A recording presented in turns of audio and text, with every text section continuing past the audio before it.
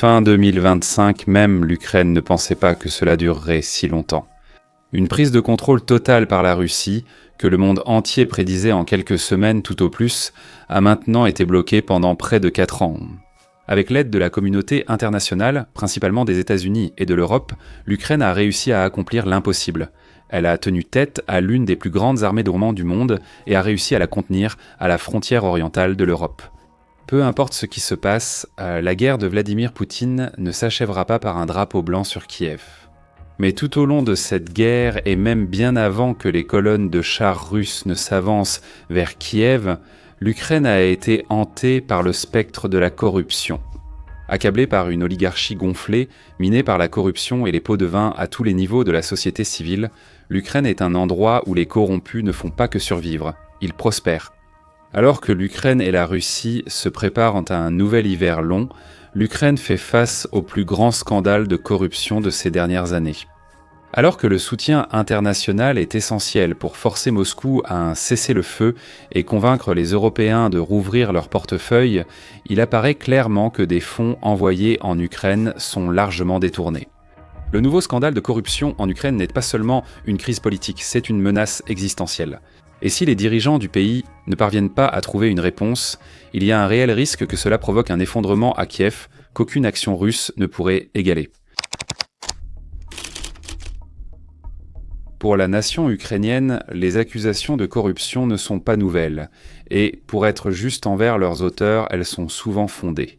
En 2024, l'Ukraine a obtenu 35 points sur 100 à l'indice de perception de la corruption, un score similaire à la Serbie et à peine supérieur à la Turquie, au Brésil ou au Népal avant la révolution de la génération Z.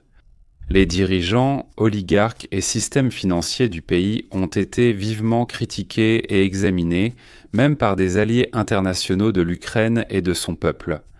Pour les sceptiques de la guerre en Ukraine, les opposants à l'adhésion de l'Ukraine à l'Union européenne et surtout pour les propagandistes du Kremlin, cette corruption constitue une arme redoutable, prête à être utilisée contre l'Ukraine à tout moment.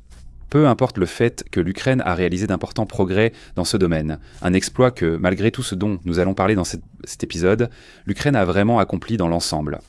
L'Ukraine essaie peut-être partie d'un niveau de corruption extrême, et la situation s'est peut-être améliorée aujourd'hui, mais corrompu reste corrompu, et l'Ukraine est corrompue.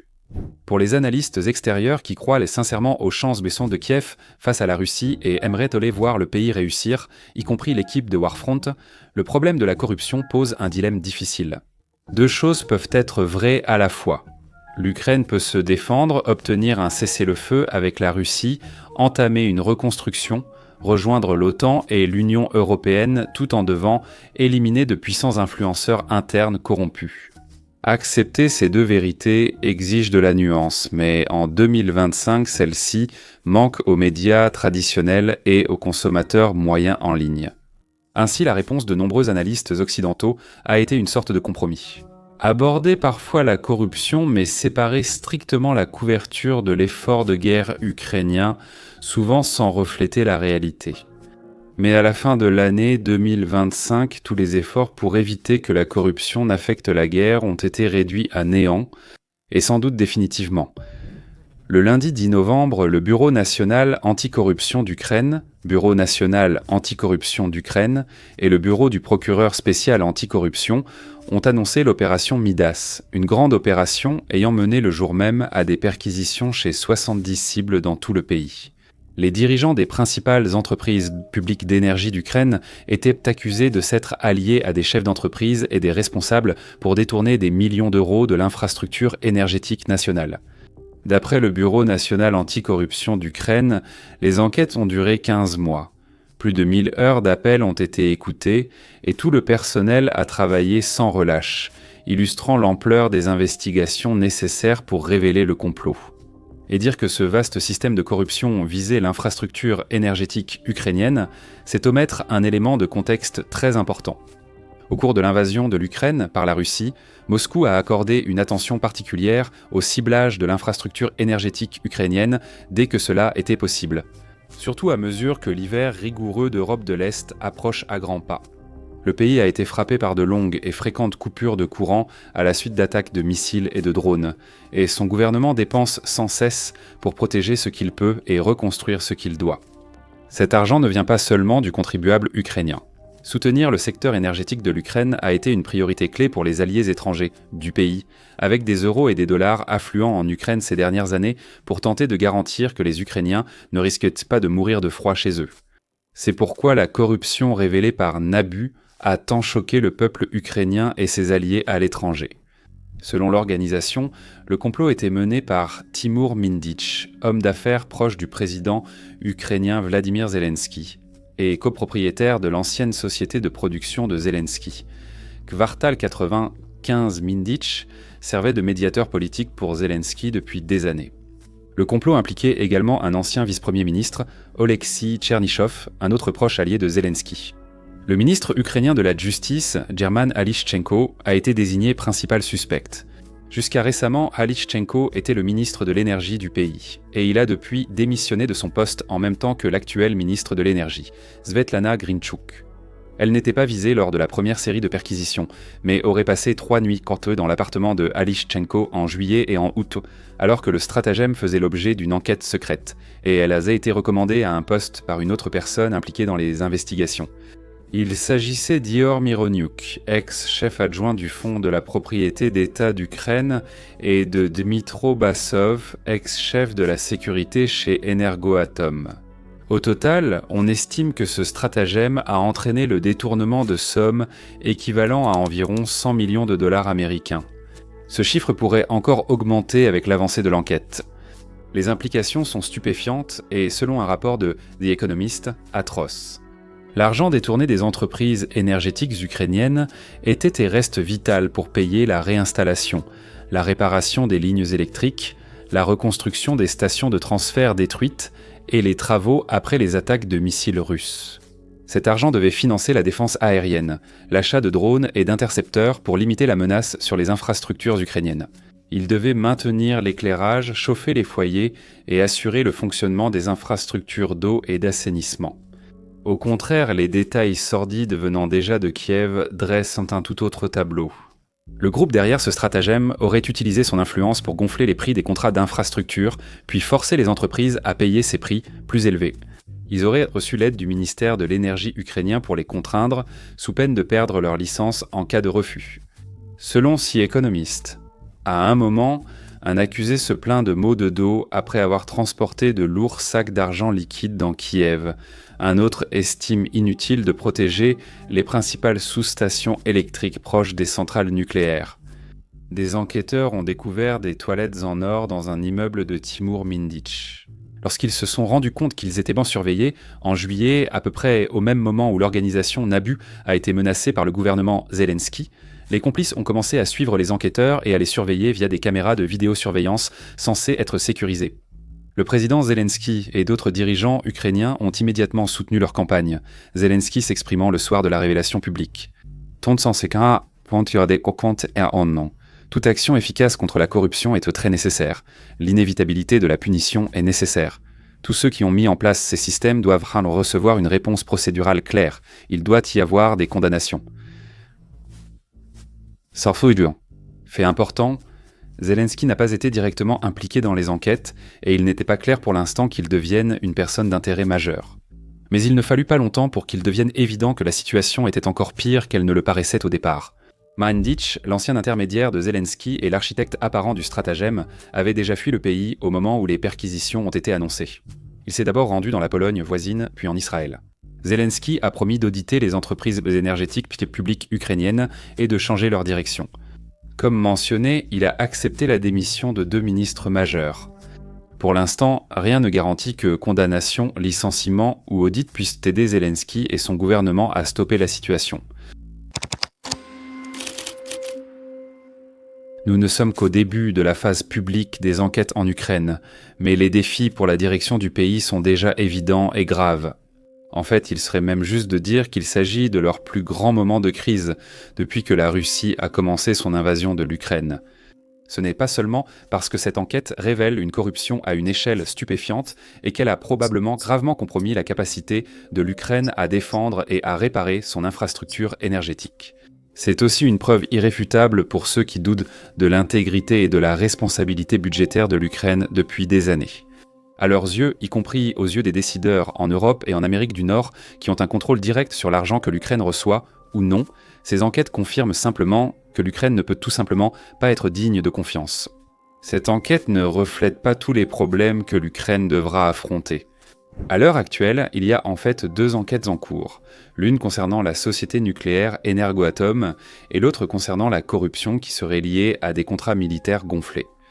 Le ministre de la Défense ukrainien sera bientôt perquisitionné, voire l'a déjà été lors de la diffusion de cet épisode. Ce ne sont pas les seules perquisitions attendues dans les prochains mois alors que les répercussions de l'opération Midas se poursuivent. Pour montrer la proximité de ces scandales, Leonid, cousin du supposé cerveau Timur Mindych, a tenté de fuir l'Ukraine en juin après avoir été accusé du détournement d'environ 16 millions de dollars d'une autre compagnie d'électricité ukrainienne. Si cette affaire et la plus récente sont liées, alors cette information n'a pas encore été rendue publique. Mindych aurait aussi pu participer à un autre stratagème avec Firepoints, le principal fabricant de drones ukrainien, qui produit également le nouveau missile de croisière Flamingo. Il n'est pas certain que tous les hauts dirigeants ukrainiens aient été impliqués dans le stratagème. Selon The Economist, le président Zelensky aurait été choqué, d'après des sources gouvernementales, par l'ampleur des accusations visant ses proches. Les options de Zelensky ne sont pas idéales. Soit il était au courant du stratagème et était donc complice, soit il n'en avait aucune idée et était ainsi manipulé par des membres de son cercle rapproché. D'autres acteurs politiques en Ukraine se sont non seulement éloignés, mais ont aussi exhorté Zelensky à agir fermement contre toute personne soupçonnée de corruption, afin de traiter le problème et donner à l'administration une chance de survivre. Pour l'instant, toute lutte pour survivre sera difficile. D'une part, dans l'organisation qui a découvert le stratagème, le Bureau national anticorruption. Bureau national anticorruption d'Ukraine a été prise pour cible par le gouvernement ukrainien et son parlement il y a seulement quelques mois, dans un effort concerté pour lui retirer son indépendance, sous prétexte de préoccupations selon lesquelles la Russie aurait gagné de l'influence au sein de l'organisme. Ces efforts n'ont échoué qu'en raison de manifestations massives, un mouvement qui a mis en lumière la corruption ukrainienne comme jamais depuis le début de l'invasion russe. Timur Mindych, le chef présumé du complot, a dû être prévenu pour fuir le pays la veille de son arrestation. D'autres semblent aussi avoir été avertis à l'avance. Plusieurs personnes impliquées dans l'enquête semblent avoir pris différentes mesures juste avant d'être perquisitionnées. Il n'est certainement pas impossible que Zelensky et d'autres hauts responsables aient réellement les mains propres dans toute cette affaire, mais ils portent désormais un lourd fardeau malgré tout. S'ils veulent éviter d'être entraînés dans toute cette affaire, ils vont devoir prouver qu'ils n'étaient pas impliqués. Et en ce moment, cela va être une tâche difficile. De plus, l'effort de guerre plus large de l'Ukraine n'est pas non plus à l'abri des répercussions. Outre d'autres dégâts, le combat de l'Ukraine contre la Russie est désormais menacé pour plusieurs raisons.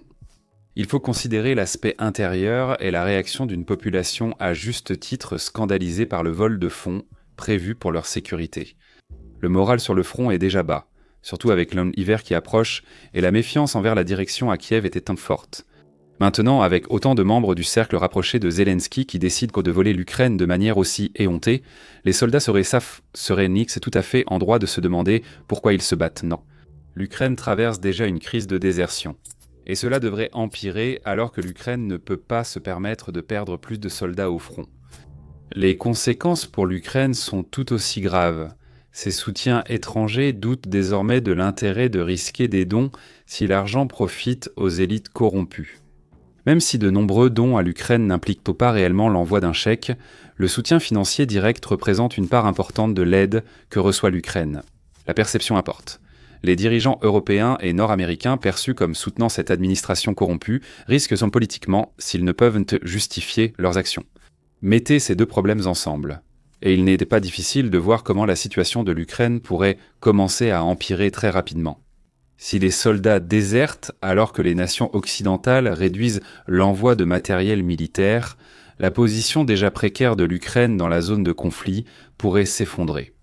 Ajoutez à cela l'immense pression que la Russie exerce sur la ville de Pokrovsk et d'autres zones du front, et quelques petites erreurs ici et là pourraient rapidement faire dégénérer la situation, peut-être complètement hors du contrôle de l'Ukraine.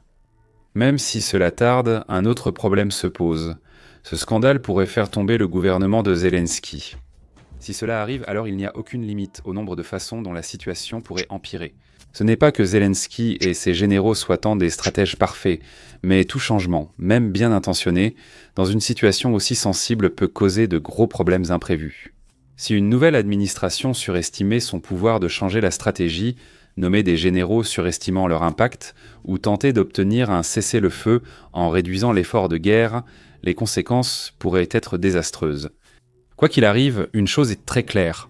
L'Ukraine fait face à une situation extrêmement difficile. Ce scandale de corruption n'est pas seulement une source d'embarras, c'est une menace existentielle pour la nation à un moment où l'Ukraine doit déjà faire face à autant de menaces existentielles qu'elle peut en supporter. Les dirigeants doivent sortir de cette situation et rassurer le peuple ukrainien ainsi que leurs alliés qu'il vaut la peine de défendre l'Ukraine. S'ils échouent, la probabilité que la Russie voie un drapeau blanc sur Kiev augmentera, ce qui n'était pas arrivé depuis des années. Merci.